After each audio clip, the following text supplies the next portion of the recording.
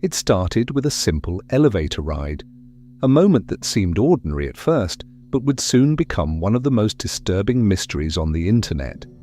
A young traveler, alone in a hotel, stepped inside a lift, unaware that her final moments would be captured on camera and analyzed by millions around the world.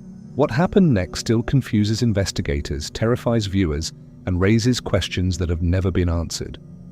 In early 2013, a 21-year-old Canadian student named Elisa Lam arrived in Los Angeles during a solo trip across the United States. She was adventurous, curious, and loved documenting her journey through blog posts and social media. Elisa checked into the infamous Cecil Hotel, a place known not just for its affordability, but for its dark and unsettling past. Over the years, the hotel had been linked to multiple crimes, mysterious deaths, and strange incidents. But Elisa likely had no idea what kind of history surrounded the building she was staying in. At first, everything seemed normal. Elisa explored the city, shared updates online, and kept in touch with her family. But within days, something began to change. Her behavior became increasingly unusual. According to reports, her roommates complained about her strange actions. Sometimes, she was withdrawn and quiet, while other times she appeared unusually energetic and erratic. Because of this, the hotel management moved her into a separate room. Around the same time, her online posts started to feel different.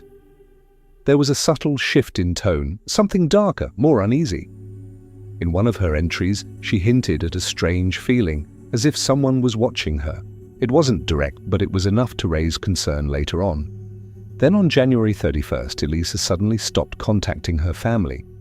At first, it didn't seem alarming. Travelers sometimes go quiet for a day or two, but when days passed, with no word, her parents grew worried and contacted the Los Angeles Police Department. The search began, but there were no clear clues, no signs of forced entry, no evidence of a struggle, and no indication of where she might have gone. Days turned into weeks.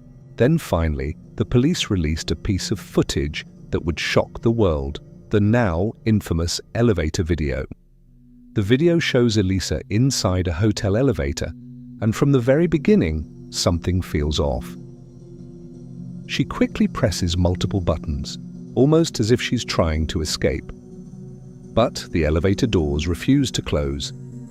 She steps back, peeks her head out into the hallway, and then suddenly hides in the corner, as if she's avoiding someone. Moments later, she steps outside the elevator and appears to interact with someone or something that isn't visible on camera. There is no one else in the frame, yet her gestures seem directed, almost like she's in a conversation. When she re-enters the elevator, her hand movements become even more strange, unnatural, erratic, almost as if she's reacting to something unseen. Then the video ends, and Elisa is never seen alive again. The footage quickly spread across the internet, sparking countless theories and debates. Some believed she was being followed, others thought she was experiencing a psychological episode, and some went even further, suggesting something paranormal. But before any conclusions could be made, the case took an even darker turn. A few days later, hotel guests began complaining about the water. They said it tasted strange, had a dark color, and the pressure in the showers was unusually low. Maintenance staff were sent to investigate the rooftop water tanks. What they found was horrifying. Inside one of the tanks was Elisa's body. The discovery raised even more questions than answers. The rooftop area was not easily accessible. There were locked doors, security measures, and no clear way for someone to reach the tanks without being noticed. The tank lids were heavy and difficult to open from the inside. So how did Elisa get there? Was she alone? Did someone put her there? And if so, how did no one see anything on the security footage? Authorities eventually ruled her death as an accidental drowning, possibly linked to her history of bipolar disorder. According to this theory, Elisa may have been in a state of panic or confusion, leading her to climb into the water tank herself. But for many people, this explanation doesn't fully add up. The elevator video, in particular, continues to disturb viewers. Her behavior doesn't seem random. It feels like a reaction to something specific, something that isn't visible. To this day, the case remains one of the internet's most haunting mysteries. People still watch that elevator footage, looking for clues, analyzing every movement, every second. And the same question always comes back.